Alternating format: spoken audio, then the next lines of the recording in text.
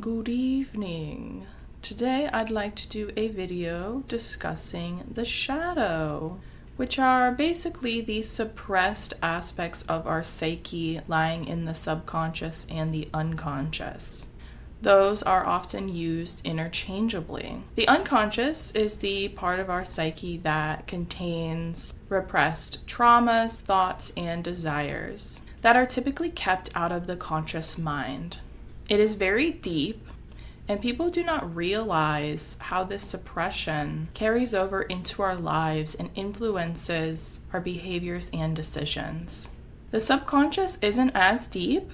These are the aspects of ourselves that we are aware of when we put conscious effort towards them, but we tend to try not to think about them as much because it can be sad, unpleasant, or upsetting. These shadows are very prevalent in our lives. They greatly affect the types of people that we attract in relationships, friendships, work environments, everything in our life. It's important to try and move these shadows to the conscious mind and bring awareness of the control that they might be having over you. Identifying and healing these shadows is part of raising your consciousness and vibration. You can also refer to these subconscious distortions as karma. It is the darkness that we came here to clear when we reincarnated. Some of it is through our families or our ancestral line. Some of it is past lives. And some of it is through experiences that we had in the present lifetime, often from childhood. We're in a more pivotal time right now in history where information regarding unhealthy relationship dynamics, trauma, and healing is more accessible. So more and more people are going to realize this and be able to heal it for the future generations of their families. These shadows hold us back, weigh us down, and cloud our energy. They are hiding our light. If you visualize people as having an energy body or an aura, we have this light around us. And as we go through life, we collect traumas from our family, society, cultures, and that grows the shadow in your energetic field. Most parents don't know how to teach their children how to not take on these shadows, as they themselves are dealing with their own unhealed shadows.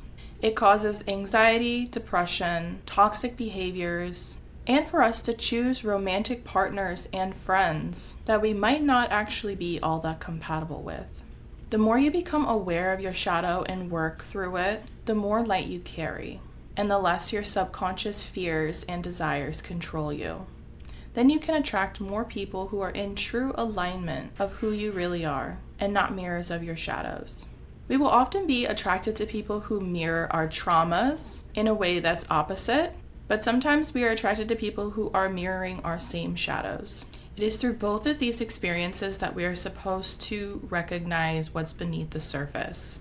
These relationships are meant to show us, to teach us, to bring light to this inner darkness, and to reach a state of self-actualization.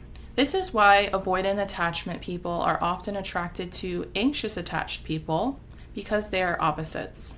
The avoidant person will typically run away from a connection, ghost someone, or block them. The avoidant person is supposed to introspect on why that is their behavior. Why do they struggle with such deeper intimacy so much? What unhealed shadow is causing this fear to run away? The anxious attached person will experience the avoidant person running away, and it triggers an abandonment and rejection wound within them that they need to heal and address. It is through this pairing that they can realize that the way they are navigating relationships isn't exactly in the most healthiest way and work to heal it. If they do not, then this pattern will continue to repeat. Shadows are what subconsciously attracts people to us, but then there are certain behavioral patterns that will self-sabotage once in those relationships and can prevent us from going deeper. Sometimes two anxiously attached or codependent people will be attracted to each other because they are a literal mirror of their shadows. And through this close relationship, they're supposed to realize how they are mirroring these traumas that need to be healed. Through interacting, they're supposed to recognize that the unhealthy behaviors of the other person are the same unhealthy behaviors that they embody themselves. Oftentimes, what we don't like about another person are the same characteristics that we embody.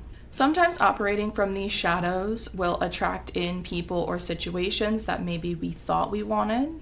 Maybe it's okay for a little bit, but then as you continue to grow, you realize that this actually doesn't feel right. And that's because you weren't operating from what you truly desire from within.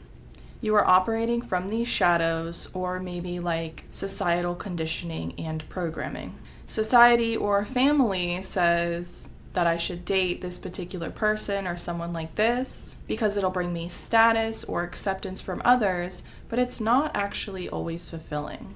Because oftentimes what society or our family wants us to do isn't actually in alignment with what we truly desire as an individual. The universe always wants you to grow. It wants you to go towards the light and towards expansiveness. It wants you to drop the shadows. And so it's going to keep magnetizing things to you to trigger those unhealed shadows. And if you keep trying to suppress them, it's not going to work. They're still there. You have to actually heal what's going on. After you heal a particular shadow, you still might have people and experiences magnetized towards you to kind of test you, to test your boundaries and to see if you have actually learned. Let's say you have a shadow of addiction or substance abuse, and you know you need to stop and you're trying to put an effort to stop, but then you keep putting yourself in situations where that substance abuse is around, like keep hanging out with people that keep wanting to go to bars or engage in that type of behavior. And unless you have the willpower to not do it, even though you're around it, you're kind of succumbing to that shadow still. You have to learn to not engage with them. And eventually, with strong boundaries, these experiences will no longer be able to reach you and often can be repelled by your light. You can think of your energetic field as having these little shadows floating around. I think of them as like literal little shadows, kind of floating in your energy, and the more you heal, the more those shadows will disappear and you become lighter. You become more like light. And so when you get rid of those shadows and heal them, you become more magnetic to who you truly are at the core. Everyone has a magnetic field, and some is stronger than others, and it gets even stronger when you clear those shadows from your energy. It isn't as muddled, and you become clearer and more authentic. This is also why when you're sad or depressed, it can be physically hard to do things. There are unaddressed shadows literally weighing you down, wanting to come to the surface. To process depression often takes time. It is a slower process, but it can become stagnant if you are resisting the things fighting to come to the surface. If you are more magnetic, then you're going to magnetize a lot more things towards you. And a lot more people will be drawn to you because of the light that you carry, that they subconsciously want and desire for themselves. This is where discernment comes in, where you have to decide to put up boundaries and be really careful about who you let into your life. Especially because people with bad intentions are also drawn to people that are really magnetic. It is important to try and reflect on these shadows that are keeping you from being authentic. Let's say someone wants you to hang out with them, but you don't really like them, but you hang out with them anyway.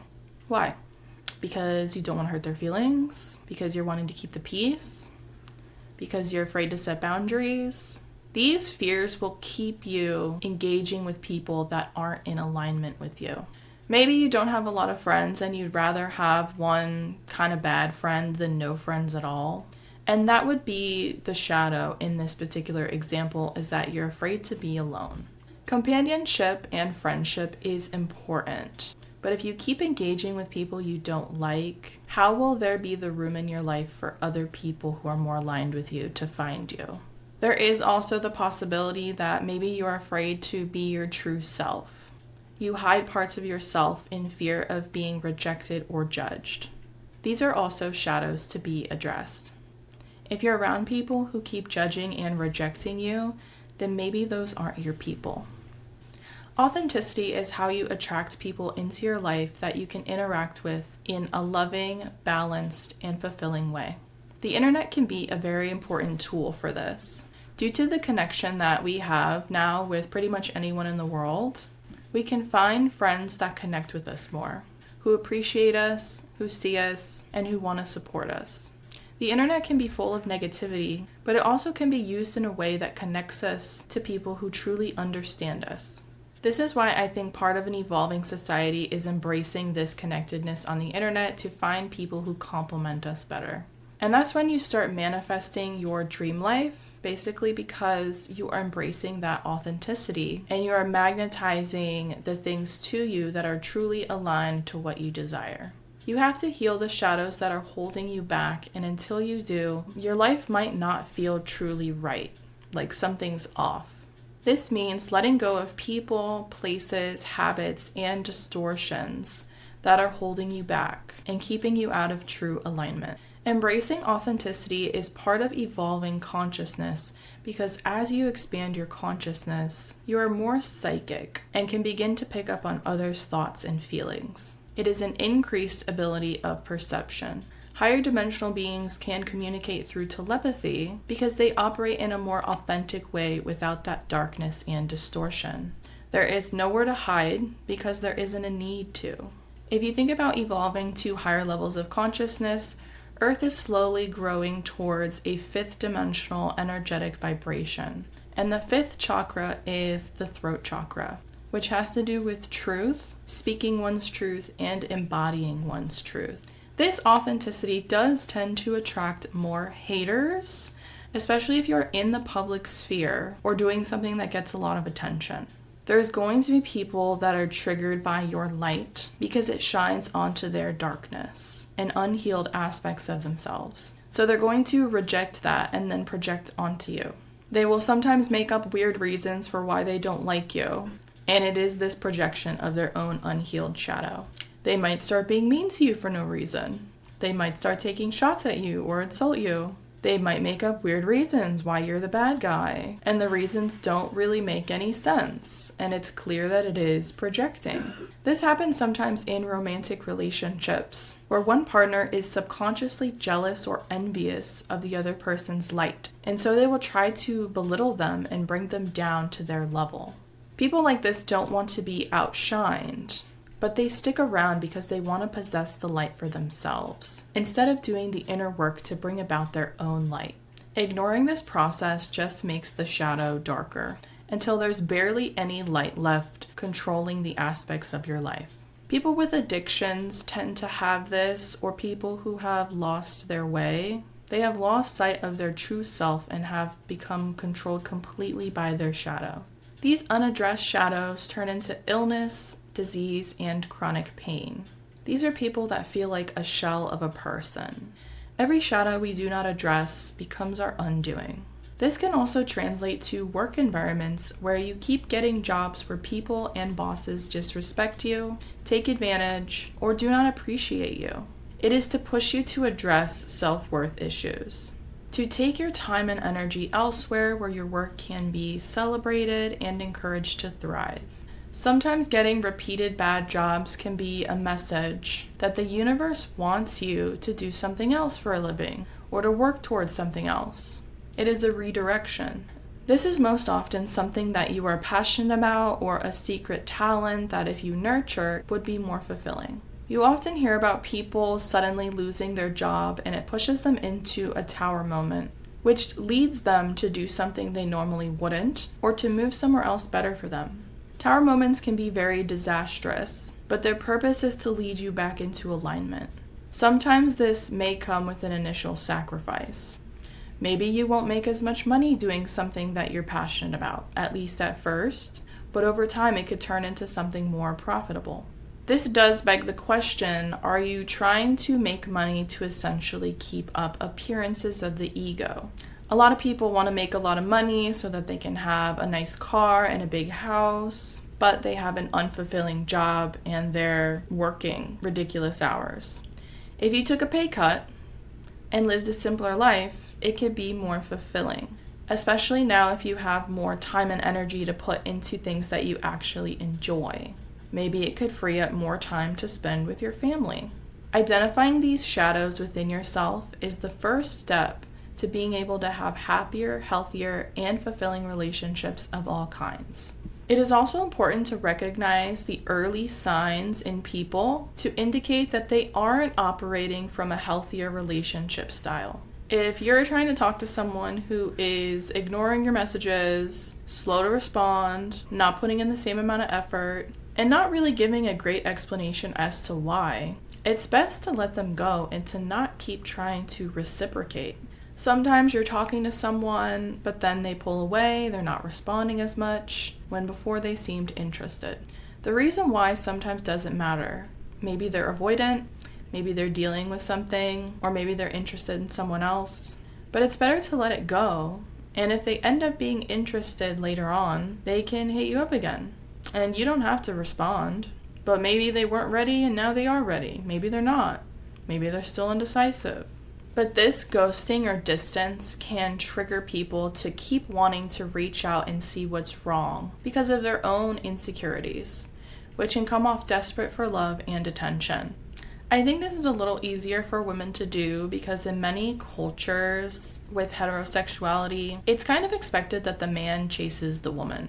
So some men will be persistent and some women like that, but some don't. Some people like to play mind games and a little cat and mouse when trying to date or courting, where they will play hard to get.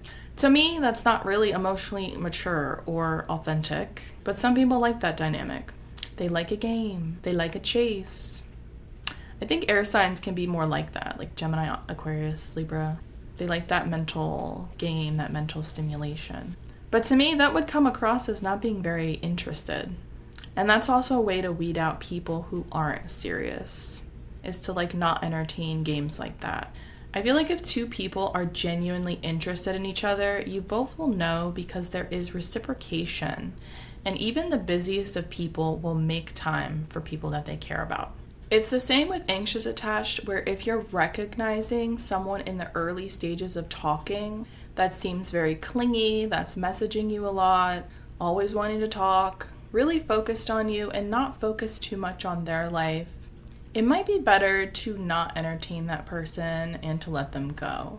As the relationship grows, it could turn into codependency or even controlling or toxic relationship dynamics. If you have dealt with people before in the past who engaged in toxic or unhealthy relationship dynamics, it's important to pay attention to the little red flags that they showed in the beginning. And if you see the same patterns regarding someone else, you may not want to engage with that person anymore, as this could indicate the cycle is repeating. And it's important to try and be aware and to try and prevent it from happening again.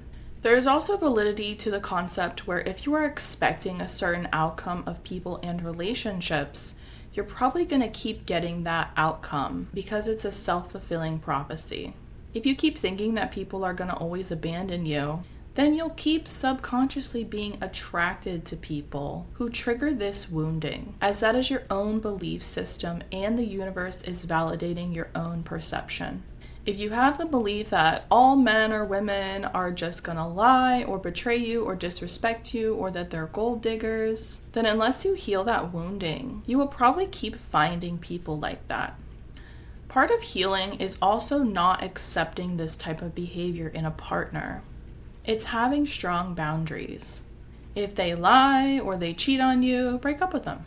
If you forgive them and keep dating them, then you're telling the universe subconsciously that you accept this behavior and it will continue manifesting in your life until you develop strong boundaries against it. At the first sign of betrayal, especially early on, let that person go.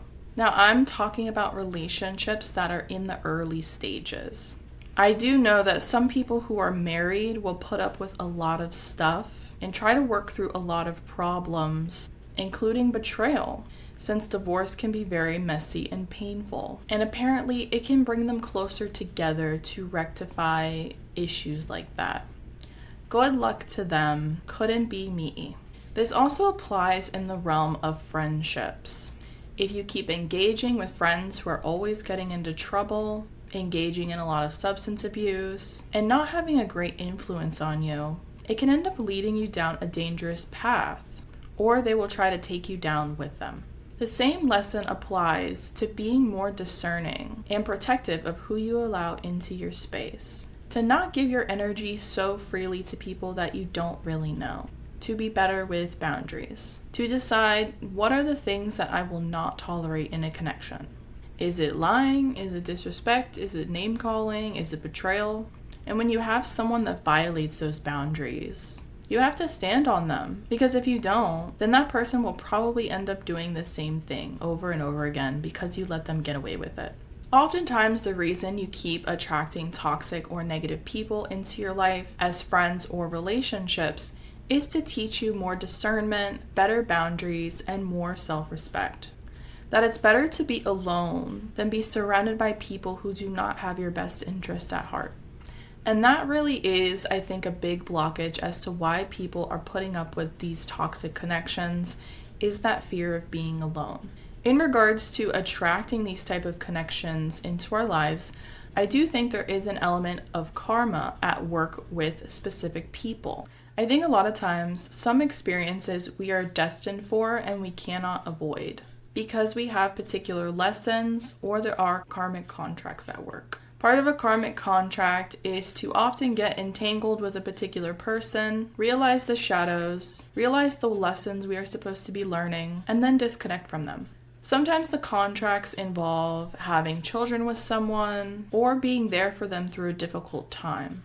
They can be good and bad contracts, essentially. A lot of this has to do with balance and rectifying past life experiences with a particular person. Who we get married to in life is often a karmic predetermined decision. This is why we can often see marriage between two people in the birth chart with certain techniques in astrology.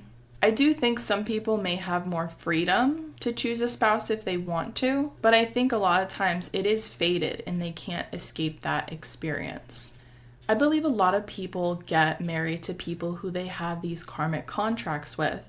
And that's why in the beginning, there may be red flags, but you ignore them or you're determined to see it through because you have particular experiences that you must go through with this person. A lot of times people change through marriage, or really they begin to show their true selves. Sometimes people will date and everything's fine, they get married and everything changes. Or maybe everything's fine, they get married, it's fine, and then they have children and everything changes.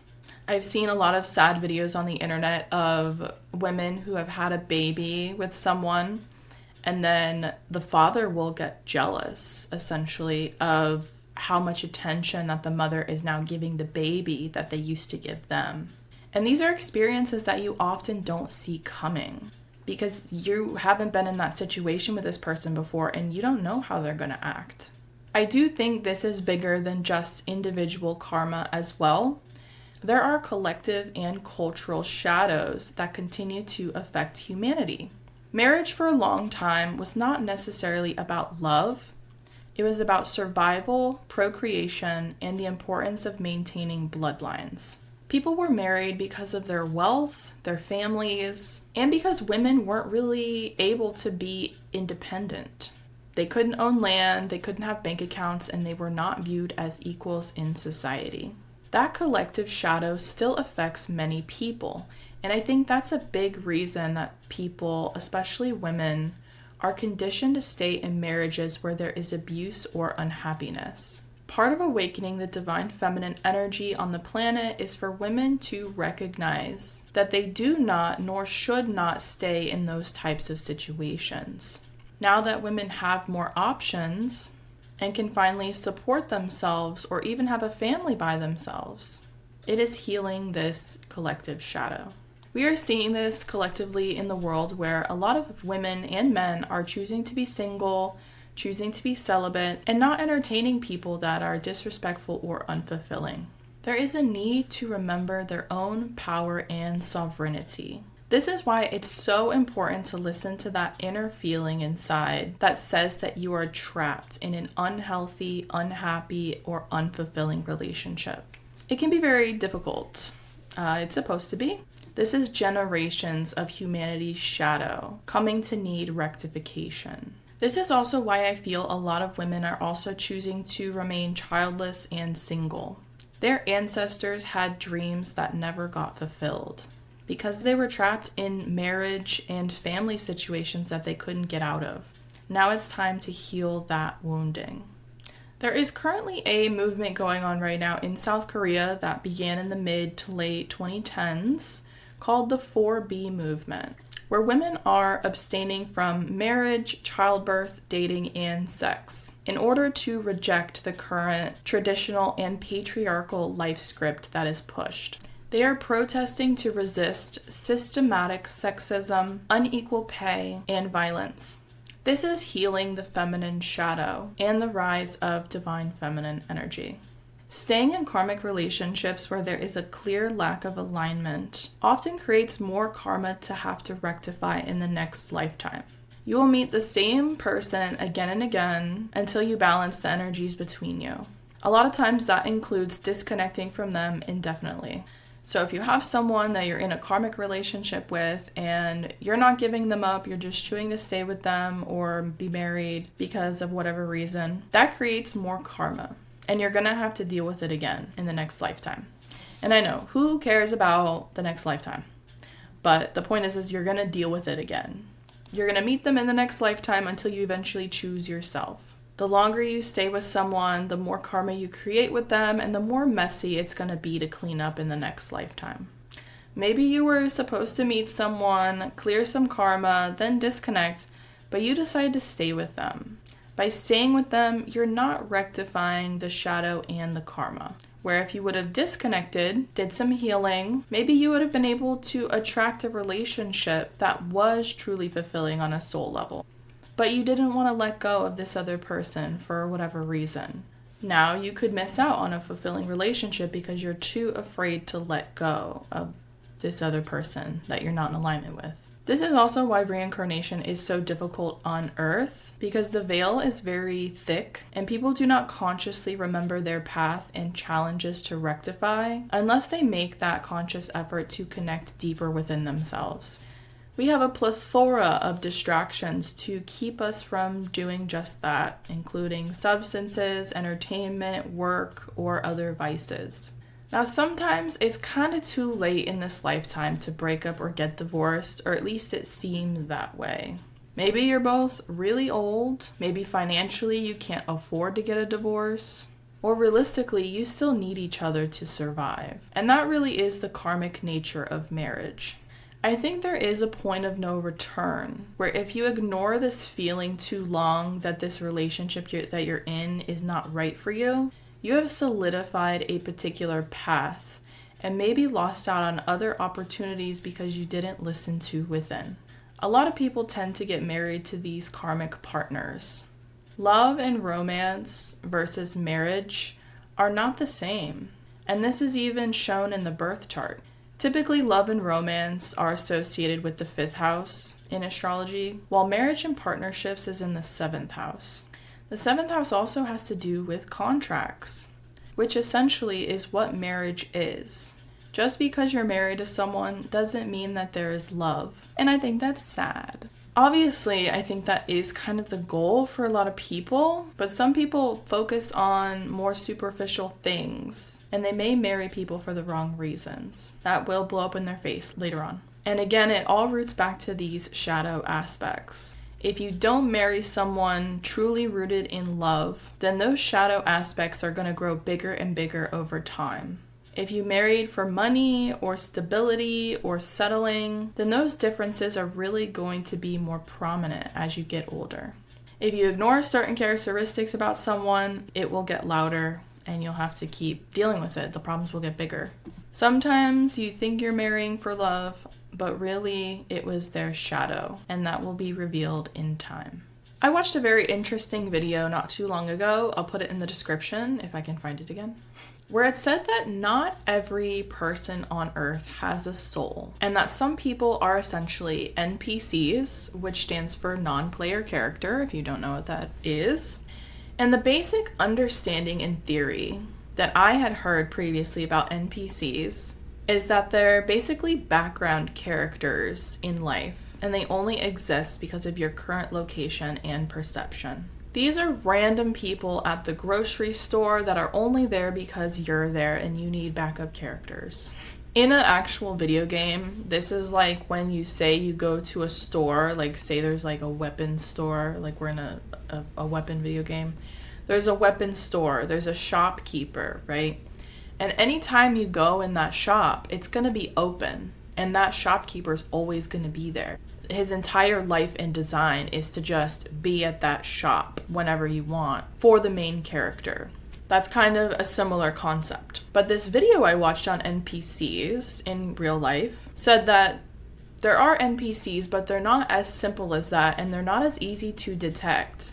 These are people that seem very real, and you can even have romantic relationships with them, be friends with them, get married to them, or have them in your family. There are subtle characteristics that someone might be this NPC, such as they are very comfortable with the way society is, and they have no desire to change the status quo or have an interest really in evolving or changing or addressing the faulty systems in society. This kind of makes me feel like that some people are simply projections of the matrix, and part of their purpose is to challenge you, discourage you, and to trigger you in order for you to be prompted to look within, to grow, and to remember your power. I do think some people who challenge you have past life ties and karma, but I think some are just projections of the matrix. And this might be part of the reason that you keep meeting similar people until you learn the lessons and rectify your shadow. This is why I feel like it's good for everybody at some point to really just not focus on dating and do some soul searching and figure out who you are, work on yourself, and trust that the right person will come around in the right timing. And of course, healing is never really done, but there is healing that you can do more on an individual level and healing that could be done in a close relationship. Sometimes you don't realize the hidden shadows that lurk beneath the surface until someone mirrors them back to you. I think a lot of people have this dream of what a perfect partner would be for them or the type of person they would like to date. But if you haven't rectified those inner shadows before meeting said person, you probably wouldn't be able to handle the relationship. Maybe you want someone who is nice and kind and supportive, but struggle to embody that energy yourself. If you have your perfect person come into your life, but you still have insecurities, abandonment issues, or codependency issues, you could end up self-sabotaging the connection. Part of being in a healthy and secure relationship is being able to tolerate being alone sometimes, because there may be times where your partner isn't there. Maybe they had to go out of town or something. Maybe there's a family emergency or they go on business trips. So working on being comfortable as an independent person is a very important part of self-development and in romantic relationships. But taking time to figure out who you really are and what you actually like is very useful in being able to determine the type of person that is right for you. Otherwise, the subconscious will make that decision. I do personally feel like focusing on building a friendship with someone first before a romantic connection can really help determine true compatibility and help avoid choosing the wrong person. To take it slow or to slowish, because a lot of people try to make it work with someone that maybe they're physically attracted to, but they're not really all compatible with them.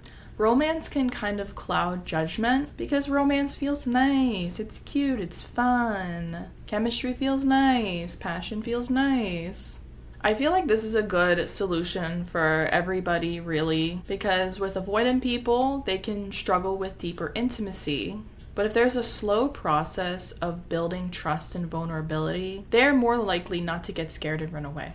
You take a slow approach to build that safe feeling within a connection, which fosters depth. The same for anxious attached people. If you go slow, then the anxious attached person can still learn to maintain their own sense of self and life and not get too consumed with the other person too quickly. Obviously, this is much easier said than done. It can be very difficult since these attachment styles are often rooted in childhood trauma dynamics. Moving slower can foster an environment where information is processed at a healthier pace for more clarity. And that is the end of the video. That's all I have for you today. Thank you so much for watching. My name is Lily. Stay frosty. Bye bye.